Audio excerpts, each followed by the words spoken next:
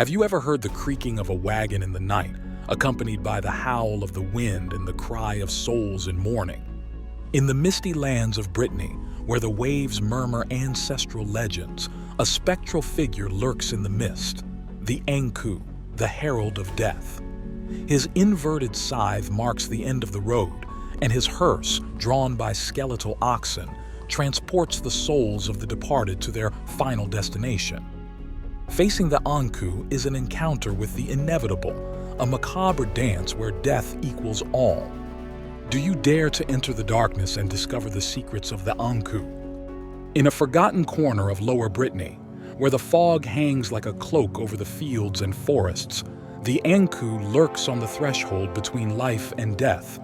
This being, known in Celtic mythology as the collector of souls, moves silently among the living, invisible to the eyes of those who have not yet been called by fate. The Ankou is not a cruel being, but rather a guardian, a guide who accompanies souls on their final journey. With each step he takes, the leaves fall in a whisper, and the wind carries with it the echo of his presence. Although some fear it, others find solace in the idea that they will not be alone when they cross to the other side. According to accounts, the Ankou was a shadowy specter, with a black cloak hiding his face and a sharp scythe in his hand. But beyond its frightening appearance, it represented a fundamental aspect of Celtic cosmology, the eternal cycle of life and death. The ancient Celts believed that death was not an end, but a new beginning. The Ankou was charged with facilitating that transition, guiding souls across the threshold into an unknown realm. It was said to have emerged from the depths of the otherworld, a place of mystery and darkness where the souls of the departed resided. It was rumored that the Ankou was once human, the last deceased of the year in his community, and that now, transformed, he wandered the region he once called home, collecting the recently departed and ensuring that each spirit found its way and was not trapped in limbo. In time immemorial, when the Druids were the guardians of knowledge and the oak forests were sacred, the figure of the Ankou was already present in legends and myths. He was said to take the form of a walking skeleton, dressed in a long black cloak that billowed as he passed as if accompanied by an eternal wind. In his bony hand he wielded a sharp sickle, the edge of which glowed with an ominous glow. Some villagers swore to have seen the Ankou wandering the lonely paths on moonless nights, while others claimed to have heard the echo of his footsteps resounding in abandoned graveyards. His presence heralded the end of a life, and his arrival was inevitable for all mortal beings. Occasionally, villagers would witness the Ankou pause at the bedside of a dying person. Some swore they saw a subtle bowing of its skeletal head as a gesture of respect for the departing soul. "What's wrong, Grandma? Why does your gaze wander off into the distance?" asked a girl with concern. The old woman smiled sadly and answered, "I have seen the Ankou, my little one. He has come to fetch your sick uncle. Soon his soul will take the journey to the other world." Although his presence instilled fear, the Ankou was treated with great respect by the Celts. It was believed that offending him or refusing his call would bring grave consequences, such as a curse on the family or the entire village. On nights of the full moon, when the silvery glow filtered through the bare branches of the trees, some mothers would tell stories of the Ankou to their children, warning them of the need to respect the dead and honor their ancestors. According to Celtic legend, the Ankou was not an eternal being but was chosen from among the living each year.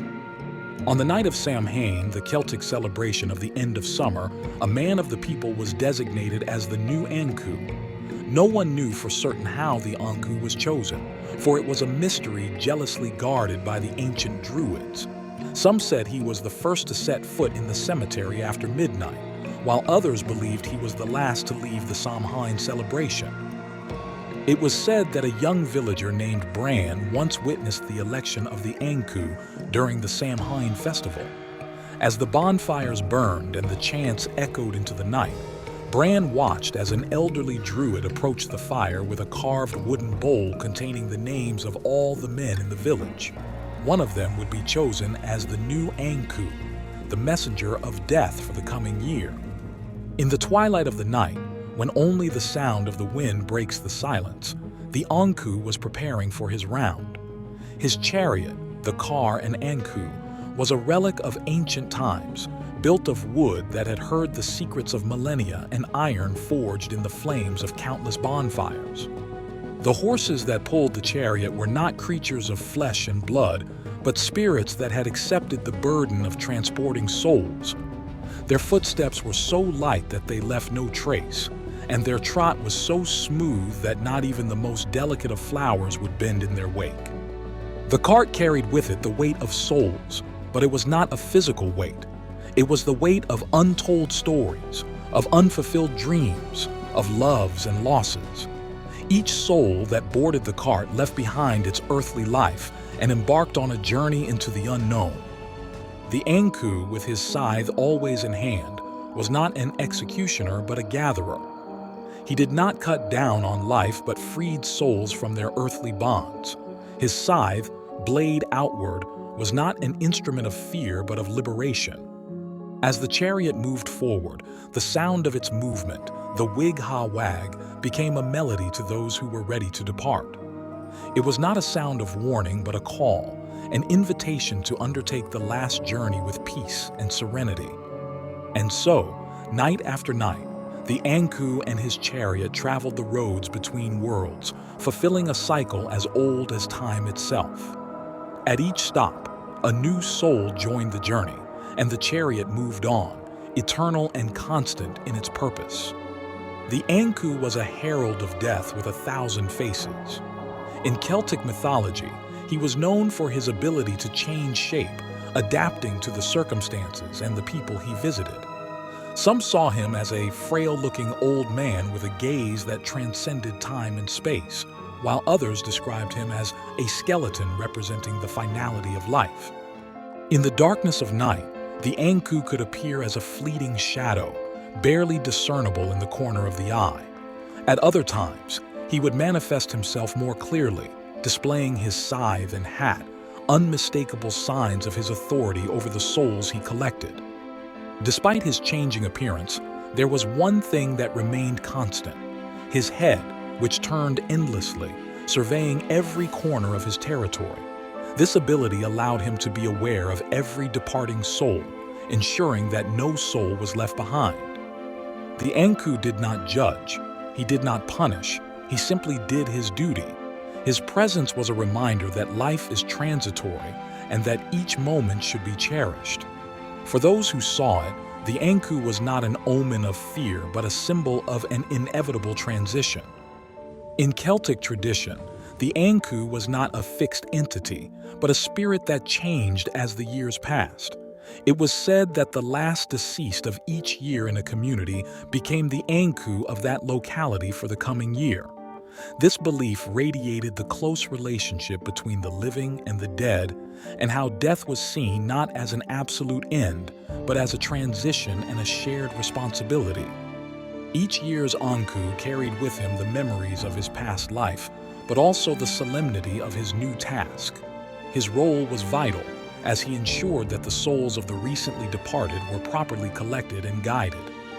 Thus, the legend was told that on a moonless night, when the wind moaned through the bare trees, a humble peasant received an unexpected visit from the Ankou. The specter appeared before him, offering him the opportunity to become his successor. The peasant, terrified at first, hesitated before the daunting task. But something in the Ankou's vacant gaze convinced him to accept his fate, perhaps the weight of Celtic tradition or the recognition that we are all subject to the endless cycle of life and death. From that moment on, his life changed forever. The farmer left his home and his family, leaving behind his old existence to assume a much more transcendental role. He became the new Ankou, the guardian of souls and the guide to the other world. The figure of the Ankou, therefore, was a reflection of the community itself. Each Ankou was unique, carrying with him the characteristics and spirit of the person he was. Through this annual rotation, The figure of the Ankou remained ever closer and more personal to those who continued on the earthly plane. With each departing soul, the Ankou renewed its commitment to the community, serving as a bridge between worlds and keeping the cycle of life and death in balance. The Ankou has done its work. The souls have been guided to their final destination, and the mist swallows its mournful figure. In the silence left by its passing, a question is left echoing in the air. Are we prepared to face our end? This video has been created for Labyrinth of Crete. Until a future adventure,